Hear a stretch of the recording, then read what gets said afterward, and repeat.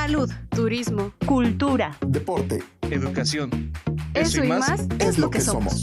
¿Y quiénes somos? ¡Ya oíste! El programa del Instituto de Seguridad y Servicios Sociales de los Trabajadores del Estado.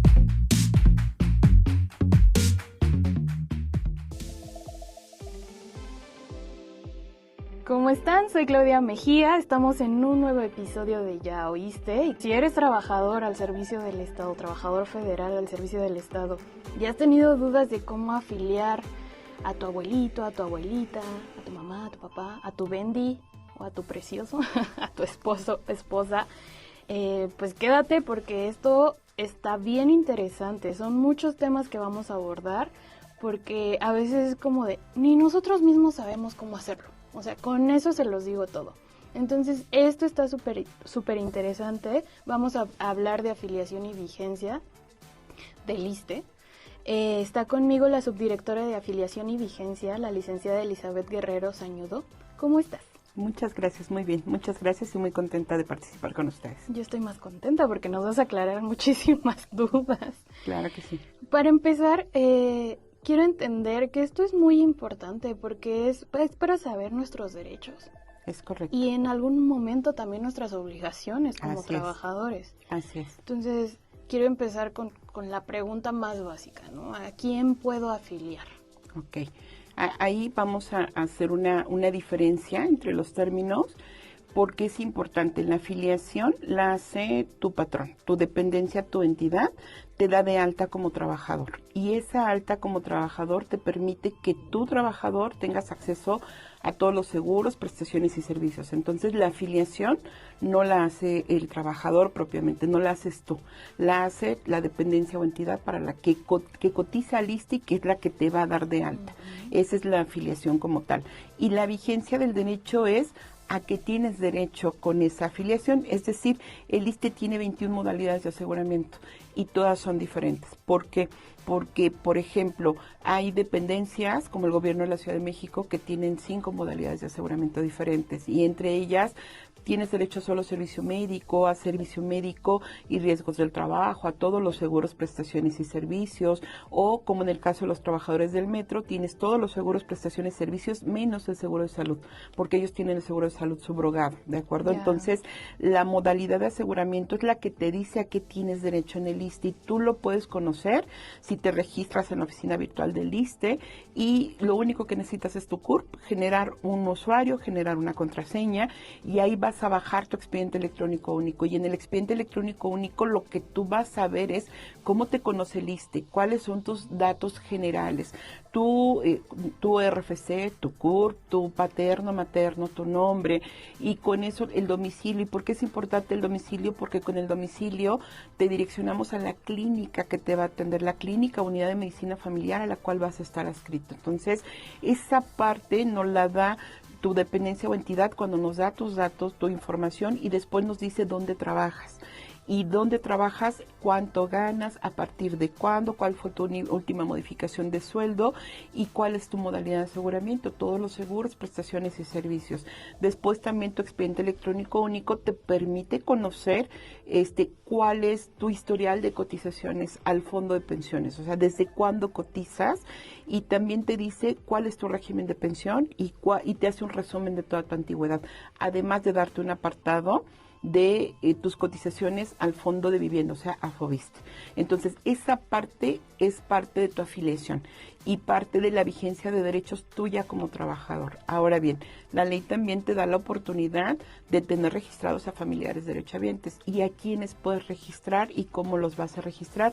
Como bien dijiste al inicio, nosotros tenemos derechos, pero también tenemos obligaciones. Y una de nuestras obligaciones es tener registrados a nuestros familiares. ¿A quienes puedes registrar?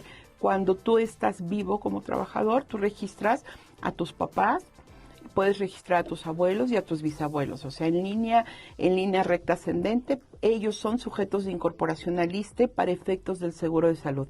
¿A quién también vas a registrar? A tu esposo, a tu esposa, a tu concubino, a tu concubina, y vas a también poder registrar a tus hijos.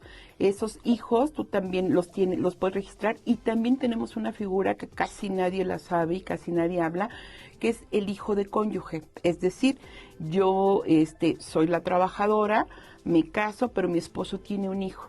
Ese hijo no es mío, pero es hijo de mi esposo. Si es hijo de mi esposo, yo puedo darlo de alta para que él tenga derecho al seguro de salud mientras la relación matrimonial esté vigente con mi esposo. Porque legalmente hay una unión.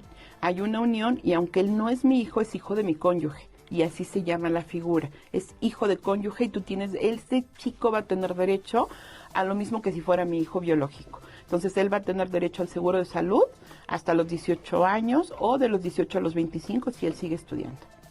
Está bien interesante lo que comentabas antes de saber quiénes pueden ser nuestros beneficiarios. Así es. Porque mencionabas que está la oficina virtual del ISSSTE. Así es. Que creo que muchos no lo saben, pero se llama SINAVID. Es el SINAVID, es digamos todo el componente, y dentro del SINAVID, que es el Sistema Nacional de Afiliación y Vigencia de Derechos, rige para todo el país. Ahí puedes encontrar tu oficina virtual, porque la oficina virtual te da en la parte de afiliación y vigencia todo lo que acabamos de contar, pero también la usa otorgamiento de crédito para sus créditos personales. También podríamos ver, digamos, más información que solo la afiliación y vigencia de derechos. Algunos han de decir, bueno, saben más de mi vida que yo mismo. Y es real. Probable, es ¿no? probable, exactamente. Seguramente, y no sé en porcentaje, ¿cuántos trabajadores no han de saber, no sé, en qué clínica estoy afiliada? Es correcto. Porque nunca he tenido la necesidad. Exacto, ¿no? Sin embargo, no necesitas ir a registrarte a la clínica. Es lo que te platicaba al inicio. Cuando tu dependencia te da de alta, de acuerdo a tu código postal, nosotros te asignamos una clínica de adscripción. Entonces tú realmente no necesitas ir a hacer algún trámite para afiliarte a tu clínica. Ya estás vigente. Basta con el hecho de que estés vigente en la base de datos para que tengas derecho a ir a tu clínica o unidad de adscripción. Y fíjate que ahorita esta recopilación de a quiénes más puedo registrar, el ISSSTE tiene 2 figuras adicionales también, que es el registro de recién nacido. ¿Qué pasa si tu bebé nace en una situación complicada, delicada de salud, y no sale del hospital? Pero ese bebé necesita estudios, necesita medicamentos, necesita el servicio médico de segundo o quizá de tercer nivel. Haya que referenciarlo al 20 de noviembre, por ejemplo. Entonces, para que quede el rastro de ese bebé y lo podamos asignar y podamos darle toda esa información, se hace un registro de recién nacido, que es un registro temporal en el cual se acredita que nació del trabajador o de la esposa del trabajador o de la esposa del pensionado, y le hacemos un registro provisional. Eso es con el efecto de atender y de cuidar a ese recién nacido mientras tenga ese tránsito en el hospital. De acuerdo, cuando sale y lo registran y llega a la vida jurídica porque tiene acta de nacimiento y CURP, nosotros sustituimos el registro provisional de recién nacido por el registro ahora con apellidos y nombre de ese bebé, ¿vale? Esa es otra modalidad que también a veces la gente no sabe. Y la otra es, vamos a pensar, el concubinato en el ISSSTE tiene 2 consecuencias jurídicas, o tiene dos premisas. Una, que el trabajador o ellos dos estén libres de matrimonio y que por lo menos hayan vivido 5 años para que ella sea concubina. Pero vamos a pensar que tienen 1 año o 2 viviendo juntos y ella está embarazada. El ISSSTE le da el servicio ginecológico y también el obstétrico.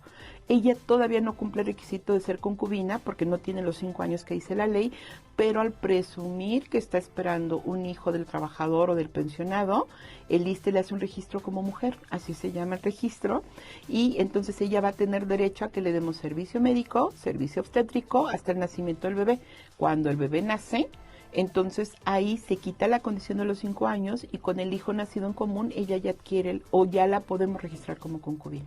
Aquí se piensa en todo. Sí, Aquí claro. se resuelve. Exactamente. Aquí sí resolvemos. Esa es la idea, y justamente el tema de la seguridad social es que tu trabajador y tus familiares estén asegurados de inicio a fin, y que es más, si muere el trabajador o el pensionado, si tú ya registraste a tus familiares, vas a hacer un trámite, o ellos van a hacer un trámite muy sensible muy rápido en esta etapa sensible de la vida de los familiares, si es que falta el trabajador o fallece el trabajador o el pensionado. antes de llegar a ese tema, porque creo que también es bien importante dejar las cosas en regla. Exacto. Antes de que, bueno, pase cualquier cosa. Tocamos madera, antes de que pase cualquier cosa, tú no tienes nada arreglado, ¿no? Exacto. Pero bueno, antes de tocar ese tema, hablabas de la parte del concubinato y que ambas personas deben de estar fuera de matrimonio. Así es. O sea, por ejemplo, yo estoy saliendo con una persona, estoy viviendo con esta persona, pero como decía, ya tengo 5 años viviendo con esta persona, pero esta persona sigue casada. Ahí ya no soy concubina, No. soy pues amante, por así Así es. decirlo, De ¿no? hecho, la ley lo llama amaciato, así es, y al amaciato no se le reconoce no hay protección en este sentido, aunque la Corte ha establecido ya criterios diferentes, la Suprema Corte de Justicia, en un tema de buscar el bien común de la persona, realmente la ley del ISSSTE no le da el derecho. O sea, para que tú seas concubina, los dos necesitan estar libres de matrimonio. Y a veces por desidia, porque creo que aquí es un punto de inflexión muy importante, por desidia, porque como tú decías, al llegar no tenemos esa cultura, pues esta persona no se divorcia y yo quedo pues sin derechos. Exacto. ¿No? Ese también es importante, qué bueno que lo tocas, porque el matrimonio es un acto jurídico formal y solemne. Entonces hay personas que pasan 10, 15, 20 años separados, 30 años separados y creen que por el simple transcurso del tiempo el vínculo matrimonial se disolvió. No, el matrimonio es un vínculo formal, solemne, así también es la terminación del matrimonio, es decir, tiene que haber un divorcio o la muerte del cónyuge hace que tú nuevamente requieras o adquieras la calidad de soltero. Para el registro, para el estado civil de las personas, solamente eres soltero o casado, ¿vale? No hay ni divorciado ni viudo. Entonces, si tú te divorcias, eres soltero otra vez, pero si tú eres viudo, eres soltero otra vez. Entonces, el matrimonio es un acto solemne, formal, y no termina y no se extingue por el simple transcurso del tiempo. Y hay mucha gente muchos de nuestros derechohabientes así lo ven, o hay algún derechohabiente que dice, no, pues yo tenía 15 años separado, nunca la volví a ver, me volví a casar. El segundo matrimonio no es válido, ¿vale? No te volviste a casar. Sí se volvió a casar, pero ese ¿sí? matrimonio no es válido, sí, claro. A ver, entonces como para entender, ¿se volvió a casar? O sea, ¿se puede volver a casar? Se volvió a casar o se casó otra vez, pero si nunca disolvió el primero, el segundo matrimonio es nulo, ¿vale? El que subsiste es el primero. Este tipo de cositas no las sabemos. Así es, y a veces pensamos que por eso digo que porque pasé muchos años, el primero ya se extinguió, ya se disolvió y el que vale es el segundo, ¿no? O pudieran pensar en alguna ventanilla, atención, que el segundo, como es más reciente, es más nuevo, ¿no? Y entonces el otro ya no subsiste, no. Ahí es importante, por eso el estado civil de las personas y por eso la ley le da mucha prioridad. Hay una lista de prelación de quiénes pueden ser tus familiares para efectos del seguro de salud y también cuando falleces. Si falleces como trabajador o como pensionado, ¿quiénes van a ser los beneficiarios de los derechos que tú generaste en vida? Por eso tanto pleito. Sí, caray. Seguramente han de haber historias bien interesantes por ahí. Sí, complicadas, sí, por supuesto. Y hay sectores de la población que son más susceptibles a ellos, que te sale más de un grupo familiar, ¿no? Y, por ejemplo, ¿qué pasaría en esto que tú comentas? Tenía 2 o 3, él pensaba que eran concubinas todas, ¿no? Resulta que la ley dice que si tienes más de una concubina, ninguna tiene derecho. Pero si el trabajador o el pensionado procreó hijos con ellas y tienes 2 de una, 2 de otra y 2 de otra, a los 6 los cubre la ley del ISSSTE. Ellos sí, porque son hijos del trabajador o del pensionado, pero las concubinas no. Entonces, pensando que tuviera una esposa y hubiera el trabajador procreado hijos con mujeres distintas a la esposa tendrá derechos como cónyuge supérstite, pero también los hijos de las otras personas. ¿Me explico? Entonces, el grupo familiar será compuesto por más de una, dependiendo de eso. O sea, la ley lo que hace es proteger a los hijos, proteger en este esquema al más desvalido. Ellos no tienen, digamos, la responsabilidad de las acciones de los adultos en esta parte, pero la ley sí protege a los hijos. Ahora sí, vayamos a esta parte de dejar en regla todas estas cuestiones que estamos hablando, porque como decíamos, o sea, tienes tu esposa, pero hace 20 años ni la ves, pero Exacto. sigue siendo tu esposa. Si tú falleces, ella tiene derechos. ella tiene derechos. Así es, Así es. Y por ejemplo, en esta parte es bien importante porque, así como comentábamos al inicio, tienes derechos, también tienes obligación. Y una de tus obligaciones es registrar a tus familiares derechohabientes, aun cuando nunca en tu vida ellos requieran el servicio médico que proporciona el instituto. Pero si falta el trabajador, entonces ellos van a tener derecho probablemente a una pensión. Y si ya están registrados, el tránsito para ese trámite va a ser mucho más rápido y más eficiente cuando ellos se presenten a una ventanilla que les otorguen una pensión. También porque es importante, porque si tú no registraste, digamos, a tus familiares en vida y resulta que no tienen derecho a la pensión porque tú no cubriste el tiempo mínimo como trabajador, hay recursos que se acumulan en tu cuenta individual. Todos los trabajadores, los de décimo transitorio, los de cuenta individual, tienen abierta una FORE que administra los recursos en el caso de décimo transitorio, del 2% del SARI, el 5% de FOBISTE, y en el caso de cuenta individual, aparte de esos dos conceptos, tus cuotas y aportaciones del seguro de retiro, cesantía en avanzada, vejez, eso está en la FORE. Entonces, fallece el trabajador y no hay familiares que vayan a tener derecho a una pensión. La ley tiene un supuesto claro y es un supuesto donde no lo conocen y por desconocimiento, entonces mandamos a la gente a un juicio. Nuestros familiares tienen que ir a un juicio cuando en vida, a través de un trámite administrativo, tú pudiste haber previsto esta situación y en un acto de amor y de seguridad y de certeza jurídica dejar cubiertos a tus familiares. ¿Por qué digo que es un acto de amor? Porque tú tienes la responsabilidad de decir que si yo falto y si a lo mejor mi esposo y yo faltamos al mismo tiempo, mis hijas están registradas, entonces, y ellas no tuvieran derecho a una pensión porque ya sean mayores de edad o porque no están estudiando, porque no son menores, digamos, no cumplan los requisitos o yo no haya cumplido en la antigüedad para que mis hijas tuvieran derecho a una pensión, el simple registro de ellas como beneficiarias en el ISSSTE hace que la FORE les entregue los recursos de la cuenta sin necesidad de juicio. Y eso es bien importante. El artículo 78, a los foros en donde vamos, normalmente les hacemos esa reflexión a los trabajadores. ¿Por qué? Porque la ley te dice en el artículo 78, si tienes familiares legales registrados, a ellos es a quienes se les va a dar el otorgamiento de la pensión y ellos van a poder retirar el recurso de la cuenta. ¿De cuáles los que tú tenías acumulados en tu Afore? Pero si a la muerte del trabajador no hay beneficiarios legales, todos los que acabamos de platicar hace un ratito, pero registraste a tus hijos y tus hijos hoy ya son mayores de edad, pero estaban registrados, a ellos les van a dar el recurso de la cuenta. Tú dices, ok, no tengo esposa, no tengo hijo, no tengo concubina, mis papás ya fallecieron, yo puedo designar en la FORE que administra mis recursos un beneficiario sustituto. ¿Para qué sirve registrar un beneficiario sustituto? Porque ese beneficiario sustituto puede ser tu prima, tu mejor amiga, el señor que te vende el jugo en las mañanas y que te da los buenos días, la persona que tú decidas. Para la FORE. Para la FORE, para los recursos de la FORE, exacto, son para los recursos de la FORE, porque no tienes derecho a una pensión. Y entonces beneficiario sustituto, tú los registras a ellos en la FORE y entonces si tú falleces y no tienes beneficiarios legales, o sea, no va a haber nadie a quien le vayan a pagar la pensión, a ese beneficiario sustituto, a él le van a pagar los recursos de la cuenta, a él se los van a entregar.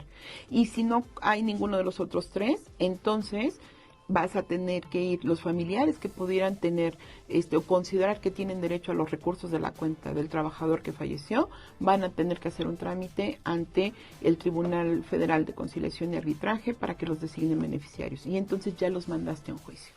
Changos. Y es algo bien engorroso, ¿no? Que se puede hacer rápido y gratuito. Exacto, antes de... que no cuesta nada. Por eso te digo que es más que un tema de responsabilidad. A mí me gusta hacer la referencia que es un acto de amor, que tú registres y que tengas en orden tu vida jurídica, porque nadie sabemos cuándo vamos a partir y más vale tener todo en orden. Yo te decía que es algo parecido con el testamento. Sí. También dejas tranquilidad a tu familia o a las personas que quieras dejarle tus bienes. Así es, en lugar de dejarles un problema, les dejas tranquilidad y seguridad jurídica. Más claro no puede estar, a mí me está quedando muy claro. ¿Cómo hacer esto? O sea, a dónde tengo que acudir, cómo llegar y decir, quiero dar de alta a estos familiares o a esta persona como tercero, ¿comentaste? Como beneficiario sustituto. Como beneficiario Así es. sustituto. Hay dos trámites diferentes. Cuando vamos a registrar en el ISSSTE, para cada tipo de parentesco los requisitos son diferentes. Entonces yo lo que les recomiendo ya hoy es muy fácil. La gran mayoría de tus oyentes tienen acceso a internet. Entonces buscamos registro de esposa en el ISSSTE, registro de concubina en el ISSSTE y te va a dar los requisitos que tú tienes que presentar. Vas a acudir a tu clínica, unidad de medicina familiar, vas a acudir a la subdelegación de prestaciones que te corresponde, de acuerdo al domicilio, llevas esa documentación y en minutos te van a decir ya quedó registrado.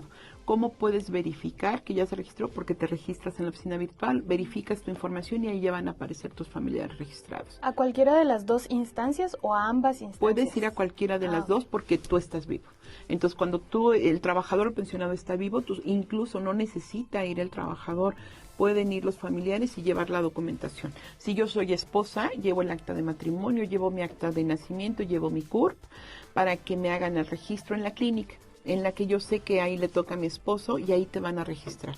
¿Vale? Entonces es importante, si quieres registrar a tus papás o a tus abuelos o a tus bisabuelos, nosotros ahí te ponemos cuáles son los requisitos y es un trámite muy muy rápido y que te va a llevar minutos a ti o a tu familia en hacer tu trámite. Es muy curioso porque yo haciendo encuestas ahí arriba en mi lugar de trabajo, yo preguntaba, bueno, ¿qué dudas tienes sobre afiliación? Y una compañera me contó que en una ocasión ella no trabajaba aquí, trabajaba en otra dependencia, pero también federal.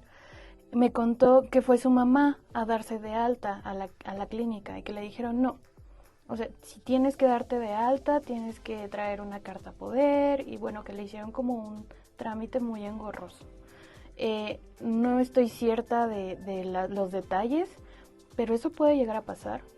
Mira, probablemente porque alguna de nuestras clínicas no tuviera personal nuevo que no supiera exactamente el requisito, pero para eso tenemos herramientas como redes sociales, como el contacto que tenemos con oficinas centrales para que nos hagan favor de indicar dónde hay un área de oportunidad y nosotros podamos incidir en ella, porque lo que nosotros pretendemos es que el trabajador o sus familiares tengan un acceso inmediato y oportuno a lo que les corresponde, a los seguros que les otorga el instituto. Entonces, por ejemplo, en el caso de los papás, yo creo que no era una carta poder, más bien era una carta de dependencia económica. Y eso es importante. Antes, en un trámite engorroso donde tendrías que hacer para los papás una dependencia económica ante una autoridad judicial, lo modificamos y modificamos esa parte de la normatividad para que tú únicamente como trabajador declares bajo protesta decir verdad que tu papá depende económicamente de ti. Ese es suficiente para que sepa el instituto que es tu papá y presentas la documentación donde se comprueba y se acredita que es tu papá, que es tu mamá, que son tus abuelos y con eso los damos de alta, que es más bien del trabajador que la declaración del trabajador de que ellos dependen de ti para que puedan ser dados de alta, no una carta poder. Ahora, yo tengo una experiencia personal que también le di a otro compañero porque estaba en la misma situación. Mi papá, yo iba entrando a trabajar al ISSSTE, mi papá tuvo un accidente, lo llevamos a urgencias, pero él no estaba dado de alta, yo no lo había dado de alta. Entonces me dijeron, ¿sabes qué? Tienes que darlo de alta, sí o sí. Y yo, pero ahorita, y era fin de semana, ¿y qué voy a hacer? Entonces me dijeron, no te preocupes, lo vamos a ingresar, es urgencias, es algo urgente, es una emergencia. El lunes tienes que ir a dar de alta a tu familiar, regresas y con una constancia, si no mal recuerdo, es que fue hace muchos años, para verificar que está dado de alta en el sistema. Así es. Entonces, hay mucha gente que, supongo que le pasa eso, porque a un compañero le pasó algo similar y le dije, mira, esta fue mi experiencia, no tienen por qué cobrarte si lo vas a dar de alta de inmediato o al siguiente día. Esa fue mi experiencia, pero así tiene que ser este proceso en esta situación. De hecho, eso que te pasó es el procedimiento mejorado. porque antes, hace muchos años, hace 17 años cuando nació, antes de que estuviera la ley del ISSSTE vigente y de que hubiera un reglamento del Sistema Nacional de Afiliación y Vigencia de Derechos, de la base de datos y del expediente electrónico único, así se llama el instrumento, si no estabas dado de alta, te negaban el servicio o bien te hacían que firmaras un documento, un pagaré para asegurar. Esa situación fue algo que superamos, es un criterio superado porque decíamos, el trabajador incumplió con su obligación. ¿Cuál era tu obligación? Dar de alta a tus familiares justo para prevenir, o más bien, para asegurar que cuando te pasara algo ellos ya estuvieran listos para recibir la atención del ISSSTE. Sin embargo, hay dos situaciones. Uno, la Ley General de Salud, que te dice que cualquier institución debe atender un caso de urgencia, estabilizarlo y en su caso enviarlo a la sede que tenga, que le va a proporcionar seguridad social. Pero lo que te pasó a ti es lo que nosotros normamos, en el sentido de que el trabajador te firma una protesta de que es su familiar y va a ir de inmediato, tiene 72 horas para que haga el registro del trabajador, ¿vale? Del familiar. Y el registro del familiar lo que va a hacer es que ni siquiera necesitarías llevar una constancia. ¿Por qué? Porque como se registra en una base de datos única de derechohabientes, todas las clínicas, unidades de medicina familiar, hospitales tienen acceso a esa información y lo van a ver vigente como tu familiar. Ese es un área de oportunidad que había hace muchos años y que se solventó con el criterio, y por lo que escucho te lo aplicaron de forma correcta porque aseguraron que tu papá tuviera servicio médico y después se arregló el trámite administrativo. Y qué bueno, porque son situaciones bien complicadas. Es una situación de vida. Uh-huh. Sí, tú estás como en otra instancia en tu cabeza, en la situación con tu familiar, y que lleguen y te digan, no te damos el servicio porque no tiene derecho y porque no está de alta. Exacto, y eso es lo que tenemos que evitar y es lo que tenemos que aprender con esta plática y decir, antes de que me pase, ojalá que nunca me pase, pero si pasa, mis papás, mis abuelos, mi esposa, mi esposo, mi concubino, mis hijos, mi hija de cónyuge, va a estar registrada. ¿Para qué? Para que si necesitan el servicio médico, el ISSSTE les atienda de inmediato. Sí, al otro día de que te dieron de alta, porque supongo que estos trámites lo hace Recursos Humanos de tu dependencia, claro. Tu alta como trabajador. Uh-huh. Tu alta de familiares la haces tú como trabajador. Uh-huh. Al momento en que te dan de alta, al otro día o ese mismo día te vas a la clínica o a la representación y registras a tus familiares. Y registras. Este es un seguro para tu tranquilidad y la de tus familiares. Quiero entrar como más a la parte de los trámites. ¿Qué pasa cuando, por ejemplo, yo me cambio de domicilio, ¿no? Y mi obligación también es informar a mi área de recursos humanos, supongo, me cambié de domicilio. A tu área de recursos humanos para el efecto propio con tu dependencia, pero para tu tema de tu clínica o unidad de adscripción, sí es importante que vayas y hagas tu cambio de domicilio a tu nueva clínica de medicina familiar o a la representación, porque es lo mismo. Ahora, qué bueno que lo tocas, porque, por ejemplo, vamos a pensar que a ti por razón de trabajo te mandan a Ensenada, ¿no? O te mandan a Quintana Roo, pero tu mamá vive aquí. Tu mamá sigue conservando el domicilio en la Ciudad de México y entonces tú llegas a Ensenada y allá haces tu cambio de domicilio. ¿Para qué? Para que si tú tienes algún problema, te atienda la unidad de medicina familiar o el hospital que te toque en Ensenada.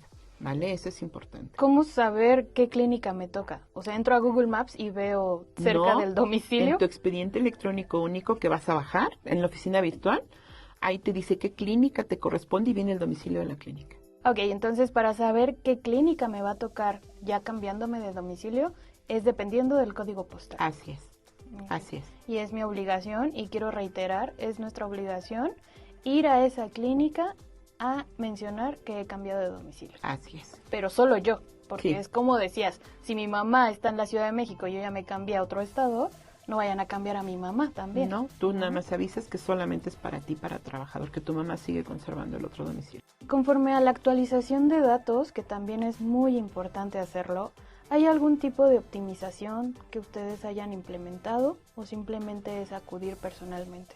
Depende del dato que quieras actualizar, porque por ejemplo, en el campo de CURP o en el campo de que quisieras cambiar, está mal escrito, yo me llamo Elizabeth, pero estoy como Elizabeth, pero soy María Elizabeth, ¿no?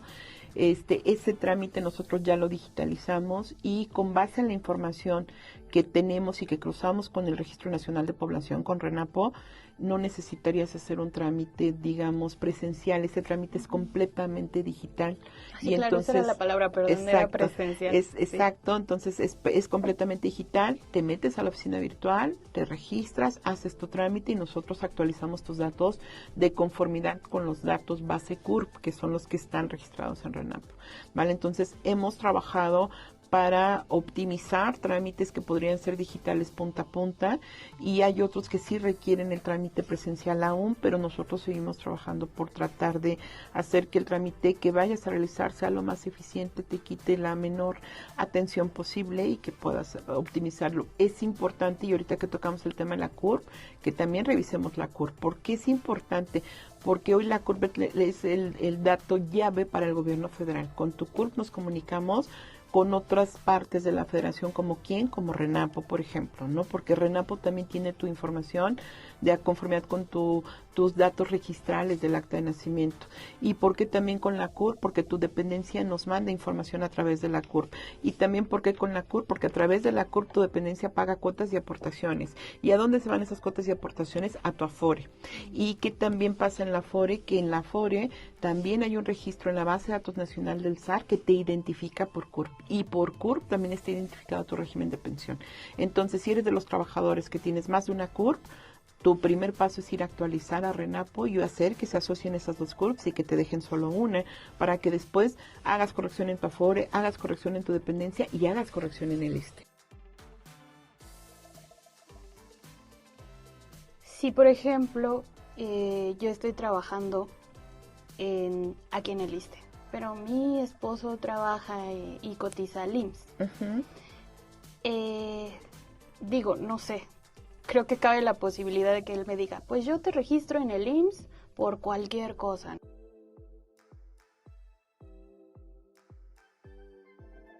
¿Qué tan beneficioso es tener dos registros en ambos lugares? O sea, tener registros en ambos lugares. No se sobresatura como este registro o esta atención. No, antes la ley no lo permitía. Antes la ley del ISSSTE para registrar a un familiar te decía que el familiar no tenga derechos propios por sí mismo en este instituto o en otro instituto de seguridad social. Entonces, en el ejemplo que acabas de poner, Claudia, no, o sea, tú puedes registrar a tu esposo en el IMSS, él te puede registrar a ti en el ISSSTE o viceversa. Y al final, pues tú vas a hacer únicamente uso del servicio que tengas. Hoy, digamos, toda la información la compartimos con toda la federación. Las bases de datos se comparten con IMSS, con ISSSTE, con lo que es ahora la Secretaría de Anticorrupción y Buen Gobierno, que antes era Función Pública. Compartimos nuestras bases de datos para que se hagan cruces de información. Entonces, la verdad es que hoy lo óptimo es que te registre tu esposo allá por cualquier incidente y tú lo registres a él. Y se puede hacer sin problema. Sí, por supuesto. ¿Qué es la continuación voluntaria? Porque también es un tema medio escabroso. Es un tema bien fácil. Y la verdad es que es un derecho que tienes que ejercer. ¿Qué es la continuación voluntaria, Claudia? Es mantener vigentes tus derechos después de que causaste baja como trabajador. Causas baja como trabajador porque renunciaste o porque te rescindieron o porque la cuestión que tú digas, causaste baja. Entonces quisieras mantener vigentes tus derechos al seguro de salud porque tus papás se atienden ya en una enfermedad crónico-degenerativa como diabetes, como hipertensión, como alguna otra situación. Entonces tú lo que haces es pagar las cuotas y aportaciones de conformidad con tu último sueldo básico y así nosotros te damos de alta como extrabajador en continuación voluntaria. Entonces, a través de la continuación voluntaria mantienes vigentes tus derechos al seguro de salud, al seguro de retiro, cesantía en edad avanzada y el de invalidez y vida. Y tú decides cuál de esos tres seguros contratas, o si contratas los tres, o si contratas un combo de dos. Tú como trabajador decides cómo quieres asegurarte después de terminar tu relación laboral con la dependencia que te tenía incorporado al ISSSTE y aquí eso que es extensivo a tus familiares derechohabientes, ¿no? Entonces no solo es para el seguro de salud y también porque es importante porque puedes mantener vigentes tus derechos pensionarios. Es un símil de la modalidad 40 en el IMSS. Mucha gente dice es que el ISSSTE no lo tiene. Sí lo tiene, diferente, funcionamos diferente, pero te mantiene, permite mantener vigentes tus derechos al seguro de retiro. ¿Eso para qué sirve? Para cuando te vayas a pensionar. ¿Y cuánto tiempo después tengo? ¿O cuánto tiempo es el límite para yo hacer el trámite de continuación voluntaria? Cuando causas baja, tienes 60 días hábiles posteriores a la fecha de la baja para inscribirte. Ahora, aquí es importante, que bueno que lo preguntas, la dependencia tiene 30 días naturales para dar tu baja, pero hay dependencias que no lo hacen de inmediato. Si tú sabes que ya causaste baja, puedes ir y aunque tu dependencia no te haya dado de baja, tú manifiestas bajo protesta decir verdad que ya terminó tu relación laboral y no es impedimento para que tú contrates continuación voluntaria.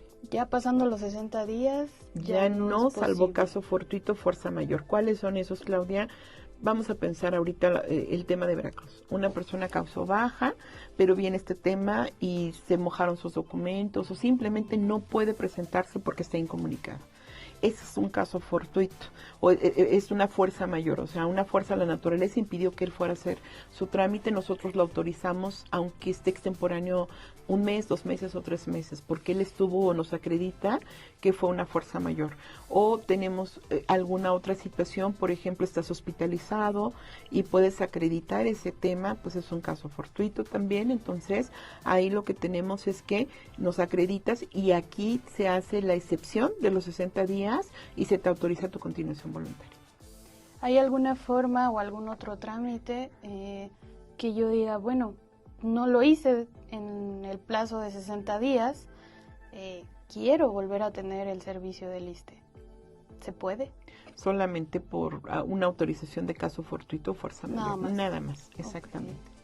Debes de ser trabajador o derechohabiente si es que lo eres deseas, ex trabajador, exactamente, y lo importante es también, vamos a pensar que tú contratas un bimestre o una anualidad. Cuando tú termina tu periodo que tú contrataste, tienes 1 año para renovarlo. Esa es una reforma reciente que mucha gente no conoce. Antes eran 15 días hábiles. Y hoy, si contrataste un bimestre y digamos ya terminó el bimestre, tienes hasta 1 año para que puedas solicitar seguir pagando tu continuación voluntaria. Eso no se sabía. No se sabía. Era algo que no se sabía. Bueno, si es tu caso y dices, no, pues ya valí. Ya, porque ya pasaron los 15 días, no, tienes 1 año. Perfecto. Nos comentabas que hay algunos trámites que se pueden hacer digitalmente, por teléfono. No, por internet, a través de la oficina virtual. Okay, sí. Solo por internet. Solo por internet, a través de la oficina virtual. Así es. Si alguien más tiene alguna otra duda o se me ocurrió esto, pero no lo mencionaron en el programa, ¿a dónde pueden llamar?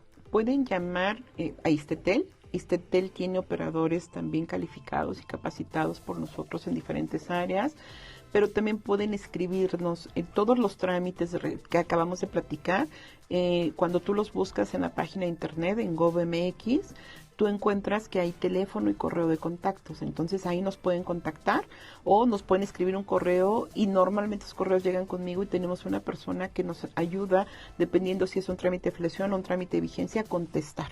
Hay gente que de repente nos dicen, tal clínica no me dieron la prórroga de servicios para mi hijo que está estudiando, nos manda la evidencia y por correo le contestamos, nosotros lo hacemos y también nos volteamos a la clínica para decirle por qué no lo hiciste, ¿no? Entonces vemos un área de oportunidad, pero también atendemos al ciudadano. La idea es que el ciudadano quede atendido en ese momento, porque si hay alguien que no le dio el servicio por algún área de oportunidad, porque es nuevo, porque no lo conoce, porque la persona que lo hace ese día no fue, entonces nosotros tenemos la obligación de solventar esa situación.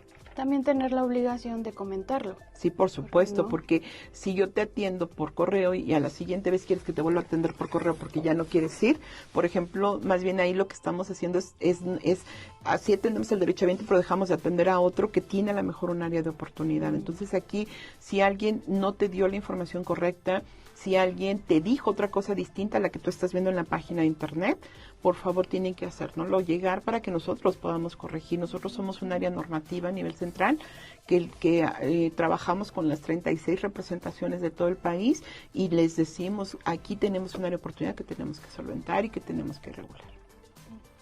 Muy bien. Se nos estaba yendo un punto, porque ahorita, mira, lo mencionaste. Los hijos de trabajadores o derechohabientes que estudian también tienen derecho a los servicios. Así es. Tienen derecho desde que nacen hasta los 18 años sin ninguna comprobación, más que comprobar que son hijos del trabajador. De los 18 a los 25, tienen que comprobar que están estudiando en el nivel medio o medio superior en una escuela que esté reconocida oficialmente por la Secretaría de Educación Pública. Entonces, sí, si tú eres universitario, tienes que estar tramitando cada 6 meses o cada que termine tu trimestre, tu cuatrimestre o tu semestre, tu constancia de estudios para que te vayas. Tú puedes ir como estudiante y hacer tu prórroga de servicio médico tu prórroga de servicio médico porque eres estudiante. Ahora, ese es importante también, Claudia, porque nosotros te dimos de 18 hasta que tengas 25. Para efectos del seguro de salud, tienes 25 hasta que cumples 26. ¿Vale? Claro. Entonces, no es el día de tu cumpleaños, ahí no. Pero, por ejemplo, si desafortunadamente eres pensionado, fallecieron tus papás, eres orfando y tienes una pensión por orfandad, para el pago de la pensión el día que cumples 25 es el último día que te paguen. ¿Vale? Entonces es diferente la regla para el servicio de salud. Para el servicio de salud se considera que tienes 25 hasta que cumples 26 y en ese momento dejas de tener servicio médico. Solo para el servicio de salud. Es por correcto. favor, pongan atención. Así es, Claudia, pero es importante porque mucha gente piensa que hasta los 25 y ya no van. ¿Vale? Siendo que todavía tienen el servicio. Exacto, hasta que cumplen 26. Estos trámites también se pueden hacer en la clínica o en la representación. Así es. Y los puede hacer el estudiante, como ya es mayor de edad, él puede ir y decir, este es mi papá, y aquí está mi constancia de estudios, aquí está mi identificación oficial, quiero que me hagan mi prórroga. Que como decías, en cada clínica tienen los requisitos y también son requisitos distintos por cada derechohabiente. Exacto. También tenemos ventanillas únicas. Ahí también pueden hacer estos Exactamente. trámites. De hecho, la ventanilla única está en la representación. Y la única ventanilla única diferente es la del edificio central, el edificio sede en Buenavista, en la planta baja, donde tienes afiliación y vigencia de derechos, tienes pensiones y tienes otorgamiento y recuperación de crédito. Pero esa ventanilla única hay en todas las representaciones. Eli, ¿se nos fue algo? Más que hablar, muchas cosas. Sí, comentarles el tema de la portabilidad de derechos. La portabilidad de derechos es bien importante porque la portabilidad de derechos, así como la continuación voluntaria te permite mantener vigentes tus derechos o tus seguros, la portabilidad de derechos hace que no los pierdas. Es decir, si trabajaste en el ISSSTE, trabajaste en el IMSS y tu régimen de pensión en el ISSSTE es cuenta individual, tú puedes portar tus derechos. ¿Qué significa eso? Que puedes sumar tu antigüedad al fondo de pensiones más los recursos de tu cuenta individual para mejorar tu escenario pensionario. Es decir, a lo mejor no ibas a tener derecho a una pensión con el ISSSTE, pero si nos traemos la información del Seguro Social, podemos prospectarte un beneficio con los seguros, con los, con los recursos que tienes acumulados en el IMSS, más los derechos pensionarios, y entonces alcanzar una pensión en el ISSSTE o al revés. Y también el ISSSTE celebró un convenio de portabilidad con Pemex, entonces Pemex también tenemos, a mí me gusta mucho poner ese ejemplo porque mi esposo es médico, y entonces yo conozco médicos que trabajan en el IMSS, que trabajan en el ISSSTE, y los fines de semana trabajan en Pemex, ¿no? O cubren guardias en Pemex. Ese médico cotiza para 3 institutos o 3 entidades diferentes que dan seguridad social, y entonces a lo mejor es un médico joven que no cotizó mucho tiempo. Los médicos estudian muchos años, los médicos estudian 15 años dependiendo de la especialidad que tengan, y entonces su ingreso a la vida laboral formal es mucho después que la de un profesional cualquiera, y entonces antes, a ellos les va a faltar mucho más tiempo, pero si sumas tus derechos pensionarios del ISSSTE, del IMSS y de Pemex, por ejemplo, te pensionas igual que todos los demás y a lo mejor puedes tener un mucho mejor beneficio pensionario. Entonces, también yo los invito a que consulten la información que tenemos publicada, porque Claudia, desde el día 1 nosotros nos debemos de ocupar de nuestro retiro.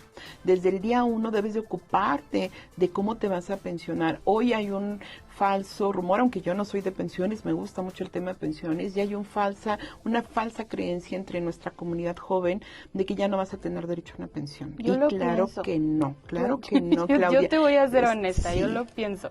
Si tú, Claudia, eres muy joven y te vas y trabajaste en el ISSSTE y después entras a cotizar a una dependencia o entidad que ya no está en el ISSSTE, pero que está en el IMSS, por ejemplo, tú vas a tener derecho a ejercer la portabilidad y claro que sí vas a tener una pensión, y también esa pensión va a depender de cuánto ahorres, de cuánto tengas también en tu cuenta individual. Entonces los jóvenes, hoy esta generación nueva que tenemos de ley 97, de ley 2007, tienen que ocuparse de su retiro desde el día 1. Nosotros comentábamos al inicio de esta charla que nos ocupamos del retiro, que pretendemos ocuparnos del retiro 3 meses antes de que cumplas 60 años o 65, y resulta que a lo mejor te enfrentas con un golpe de realidad porque no tienes lo que tú pensabas que tenías, porque no te vas a poder pensionar, o a lo mejor no como tú pensabas que te podías pensionar. Y entonces la portabilidad de derechos, a mí me gusta mucho platicar de ella porque es una herramienta que van a tener los jóvenes y por la cual vas a transitar posterior, y que la Federación ha trabajado mucho en fortalecerla. Hemos trabajado mucho en el ISSSTE,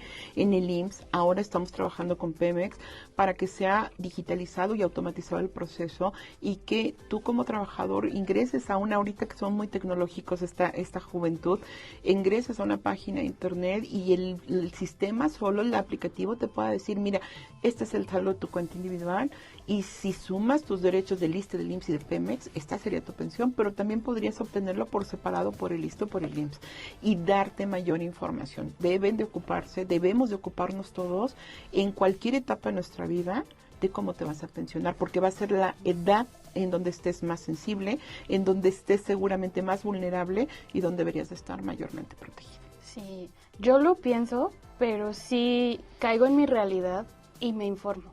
Exacto. Porque esta parte también de una educación financiera hoy en día es bien importante.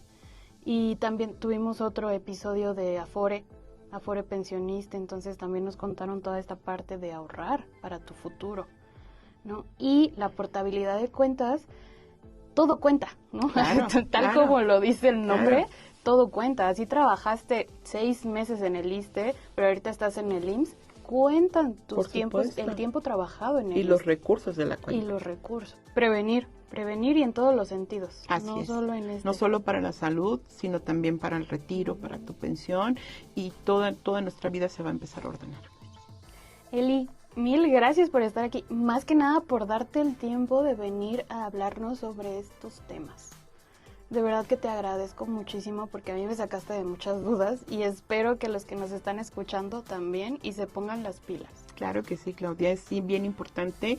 Reitero, vamos a estar pendientes de todas sus dudas a través de redes sociales. Nos pasan también, los compañeros de redes sociales y vamos a darles respuesta a través de correo electrónico, a través de llamada. La idea es, hay una responsabilidad del instituto de atender a nuestros derechohabientes. Todos los ciudadanos deben de estar atendidos y debes de poder ejercer tu derecho. Yo te voy a dar el número de ISSSTETEL, que es 55 4000. Y ojo con las redes sociales, tienen que ser las oficiales. Es @iste.mx o istemx, pero siempre lleva MX. Por favor, da con las oficiales, porque sí luego tenemos ahí un tema que es con otras páginas que ni al caso y luego los andan estafando y no sé qué más. Pero por favor, son las oficiales. Entonces también en internet, en las páginas de GovMX, están los correos y el número, como mencionaba Eli, que se pueden comunicar. Claro que sí. Entonces, pues llegamos al fin, ¿no? Al fin, porque faltaron muchas cosas, pero si tienen dudas, ahí comuníquense. Ella fue la subdirectora de Afiliación y Vigencia, la licenciada Elizabeth Guerrero Sañudo. Muchas gracias por estar aquí, me dio mucho gusto conocerte. Gracias, Claudia, el placer es mío. Nos vemos en un siguiente episodio. Hasta pronto.